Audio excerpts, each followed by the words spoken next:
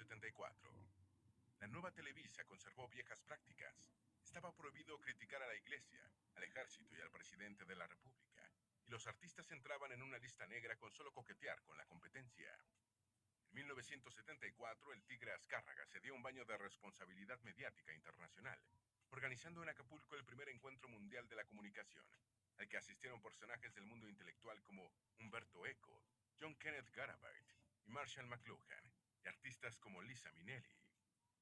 Respondiendo a las críticas por la baja calidad de la televisión comercial, Televisa inició en el rodaje de algunas telenovelas con un perfil más educativo, entre las que destacaron Ven conmigo, Acompáñame y Caminemos, emitidas entre 1975 y 1982. Número 23. Realizó una amplia diversificación de Televisa. Con Televisa a la cima como proveedora de entretenimiento para las masas, el presidente José López Portillo nombró a Azcárraga Milmo como su asesor de imagen.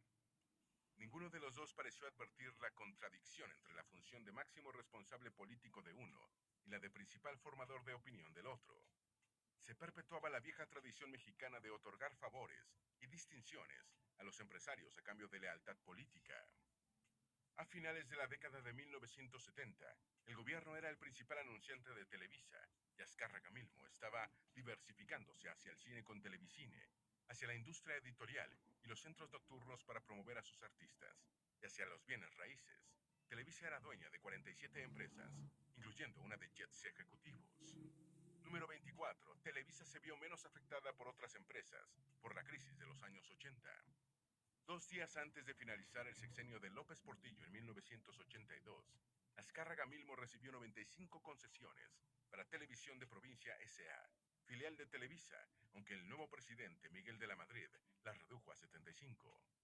Con el apoyo del PRI, neutralizó las voces que pedían la estatización de Televisa e hizo un guiño al mundo intelectual dedicando el Canal 8 solo a temas culturales y sin anuncios comerciales, logrando la participación de prestigiosos referentes como Octavio Paz.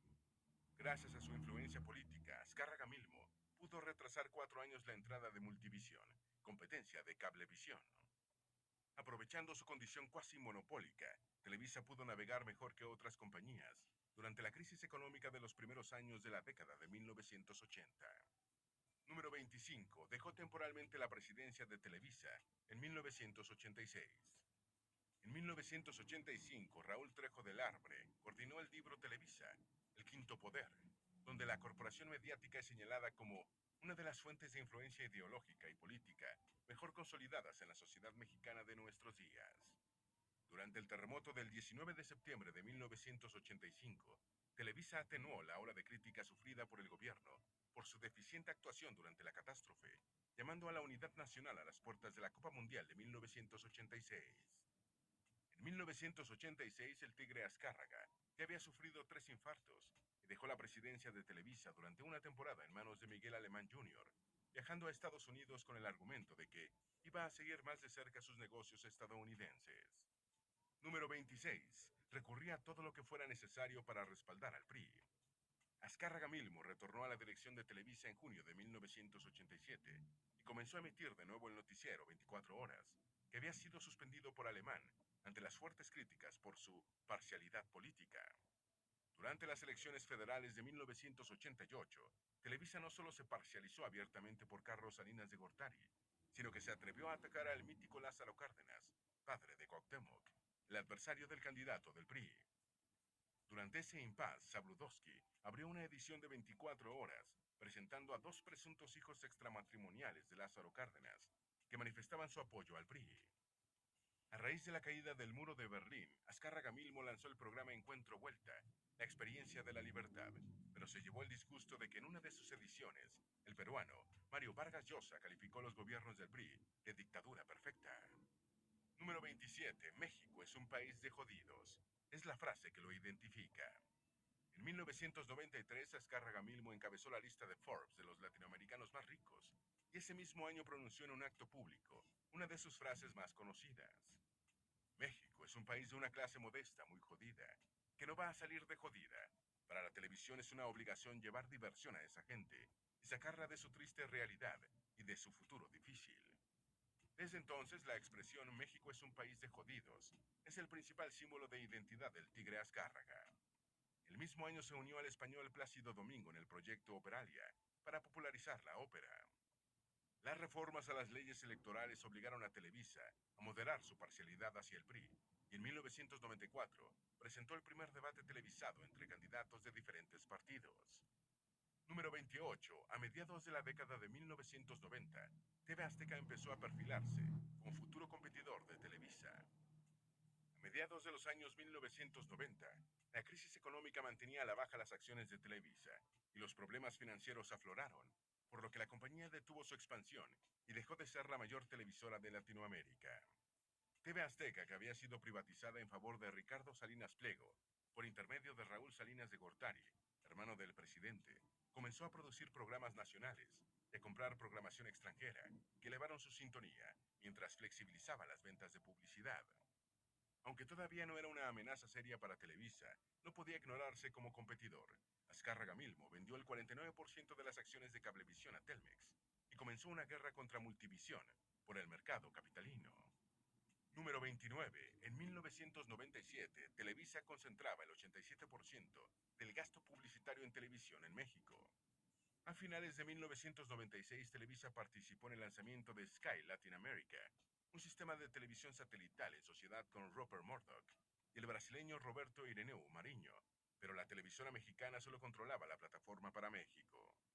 Aunque había perdido algo de su poder, en 1997, Televisa era dueña de 240 concesiones y tenía afiliadas a 37 estaciones independientes, concentrando el 87% del gasto publicitario. Además, era propietaria de la mitad de la empresa satelital Panamsat y del 51% de Cablevisión, y tenía ramificaciones en la industria radiofónica y en la industria editorial, así como en el sector televisivo de Estados Unidos mediante Univision. Número 30. Azcárraga Milmo tuvo que enfrentar los problemas financieros de Televisa, ya con su salud deteriorada. A pesar de estas magnitudes impresionantes, Televisa había cerrado 1996 con una pérdida neta de casi 600 millones de pesos mexicanos, mientras que sus acciones y su sintonía evolucionaban a la baja. La guerra encubierta que sostenía con TV Azteca por la audiencia y los anuncios publicitarios se hizo más patente, y Azcárraga Milmo, ya con su salud mermada y presionado por Wall Street, tuvo que dedicar sus últimos meses de vida a los problemas de Televisa. Padecía de un melanoma y de fuertes dolores de cabeza, y aún así logró cerrar algunos negocios en España, aunque fracasó en obtener los derechos del fútbol español. Número 31. En sus últimos meses de vida, percibió el cambio político al que se dirigía México. Presintiendo que el final se acercaba, Azcárraga Milmo le pidió ayuda al presidente Ernesto Zedillo para que sus deudas no impidieran que su hijo, Emilio Azcárraga Llán, heredara el control de Televisa, en la que se cree que fue su última intervención como gestor político. Zedillo instruyó a la Comisión Nacional Bancaria para que propiciara la renegociación de las deudas con los bancos acreedores.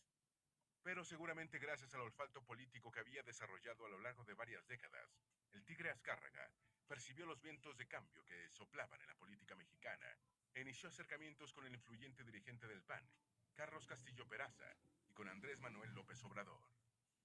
Número 32. Tenía fama de mujeriego. Al margen de sus 4 matrimonios, Emilio Azcárraga Milmo tuvo unas cuantas aventuras amorosas. A los 22 años sostuvo una relación sentimental con Silvia Pinal, cuando la célebre actriz, entonces de 21 años, comenzaba su carrera. El romance duró 4 años y después quedó en una amistad duradera. La relación terminó sorpresivamente cuando Azcárraga Milmo le dijo a la actriz que tenía planes para casarse con la francesa Pamela de Sormont. Era guapo, fuerte, varonil y me quería mucho. Nos quisimos mucho y hasta el último día de su vida estuve ahí con él, dijo Pinal en una entrevista en el programa Hoy, en 2019. Número 33. Emilio Azcárraga Milmo murió en el mar. El 14 de enero de 1997, en una edición de 24 horas, por videoconferencia conducida por Jacobo Zabludowski, Azcárraga Milmo anunció que su hijo lo reemplazaría al frente de Televisa.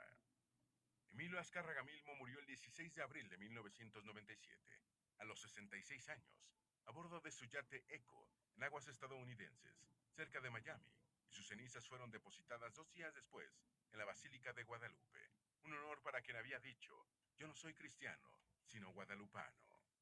José Agustín escribió en el periódico La Jornada, deformó la identidad nacional, impulsó estereotipos, exprimió los mitos populares, Propició el autoritarismo y la prepotencia, alentó el machismo, el sexismo, el racismo y el analfabetismo funcional.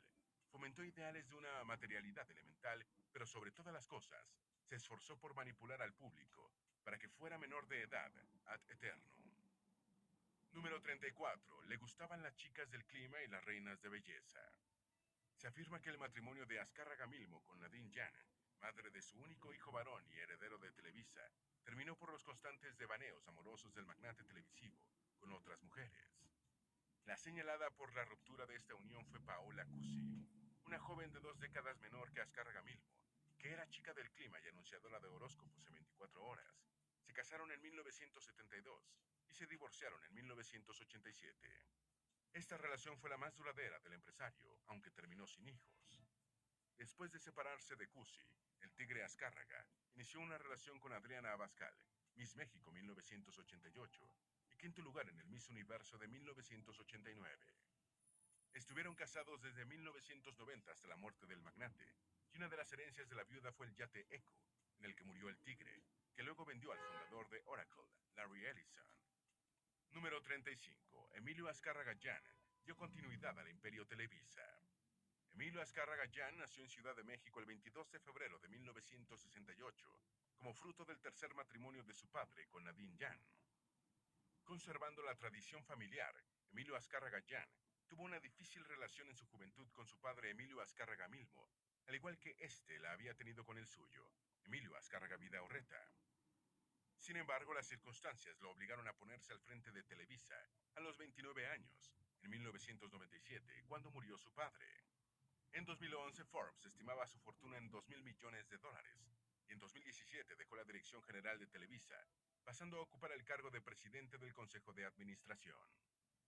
Los tiempos han cambiado bastante desde la irrupción de Emilio Azcárraga Milmo como principal poder mediático de México y forjador de su opinión pública, pero la influencia de este personaje aún es patente en la sociedad mexicana, más de medio siglo después de su muerte.